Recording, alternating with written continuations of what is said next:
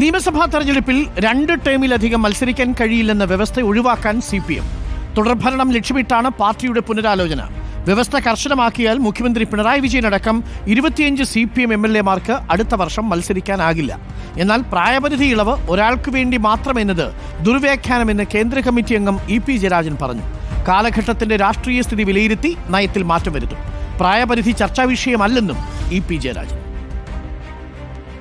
അത് ഒരാൾക്ക് വേണ്ടി എന്നുള്ളത് തെറ്റായിട്ടുള്ളൊരു ദുർവ്യാഖ്യാനമാണ്.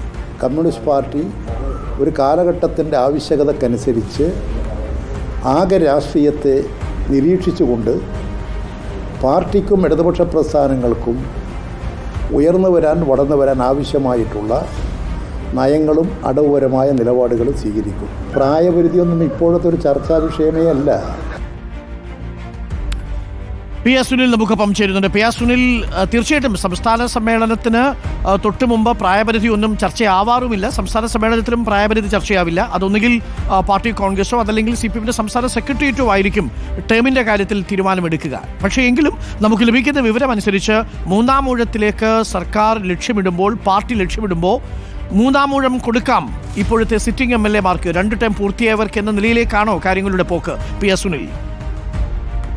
അരുൺ, CPIM സംസ്ഥാന സമ്മേളനത്തിന്റെ വലിയ ഒരുക്കങ്ങളിലാണ്. കൊല്ലം നഗരത്തിലെ വീഥികളൊക്കെ തന്നെ ഇപ്പോൾ ഇതുപോലെ കൊടിതോരണങ്ങൾ കൊണ്ടും വർണ്ണവിളക്കുകൾ കൊണ്ടും അലങ്കരിച്ചിട്ടുണ്ട്. ഏതായാലും സംസ്ഥാന സമ്മേളനം ഇത്തവണ കൊല്ലത്ത് നടക്കുമ്പോൾ തീർച്ചയായും വരാനിരിക്കുന്ന നിയമസഭാ തെരഞ്ഞെടുപ്പ് തന്നെയാണ് പ്രധാനപ്പെട്ട ചർച്ചാ വിഷയം. ഒരു തെരഞ്ഞെടുപ്പ് ആഹ്വാനത്തോടെ, തെരഞ്ഞെടുപ്പ് ആവേശത്തോടെ തന്നെയായിരിക്കും കൊല്ലത്ത് ഈ സംസ്ഥാന സമ്മേളനം സമാപിക്കുക എന്ന കാര്യത്തിലും യാതൊരു സംശയവുമില്ല. അങ്ങനെ തെരഞ്ഞെടുപ്പിലേക്ക് നീങ്ങുമ്പോൾ 3-ാം തവണയും തുടർച്ചയായ അധികാരത്തിൽ വരാൻ CPIM ശ്രമിക്കുമ്പോൾ എന്തൊക്കെ വിട്ടുവീഴ്ചകൾ CPIM വരുത്തും എന്നത് തന്നെയാണ് പ്രധാനപ്പെട്ട വിഷയം. അവിടെയാണ് 2 തവണ മാത്രം മത്സരം എന്ന നിബന്ധനയിൽ CPIM എന്തെങ്കിലും മാറ്റം വരുത്തുമോ എന്ന ചർച്ചകൾ പാർട്ടിക്കുള്ളിൽ ഇപ്പോൾ സജീവമായി തുടരുന്നത്.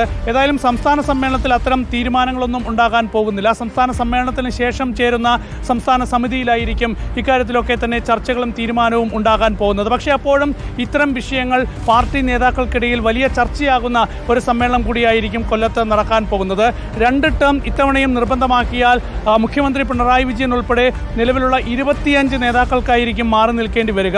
ഏതായാലും 2026-ൽ പിണറായി വിജയന്റെ നേതൃത്വത്തിൽ തന്നെയായിരിക്കും CPIM തെരഞ്ഞെടുപ്പിനെ നേരിടുക എന്ന് പല നേതാക്കളും പരസ്യമായി വ്യക്തമാക്കുന്നുണ്ട്. EP ജയരാജനെ പോലുള്ള നേതാക്കൾ ഇന്ന് ഇക്കാര്യത്തിൽ നിലപാട് വ്യക്തമാക്കി രംഗത്ത് വരികയും ചെയ്തിട്ടുണ്ട്. അപ്പോൾ പിണറായി നേതൃനിരയിൽ ഇപ്പോഴും തുടരണം എന്ന് പാർട്ടി തീരുമാനിക്കുന്ന ഒരു സാഹചര്യമുണ്ട്.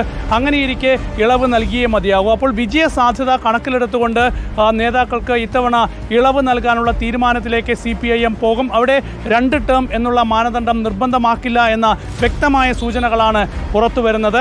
ഏതായാലും ഇത്തവണത്തെ വരാനിരിക്കുന്ന തെരഞ്ഞെടുപ്പിൽ CPIM-ന് വിജയിച്ചേ മതിയാകൂ. കാരണം അത് സംസ്ഥാന തലത്തിൽ മാത്രമല്ല ദേശീയ തലത്തിലും CPM-ന് വളരെ പ്രധാനപ്പെട്ടതാണ്. അതുകൊണ്ട് വിജയ സാധ്യത കണക്കിലെടുത്ത് ഇളവുകളും വ്യവസ്ഥകളിൽ മാറ്റവുമൊക്കെ തന്നെ CPM നടത്തും എന്ന വ്യക്തമായ സൂചനകളാണ് പുറത്തു വരുന്നത്.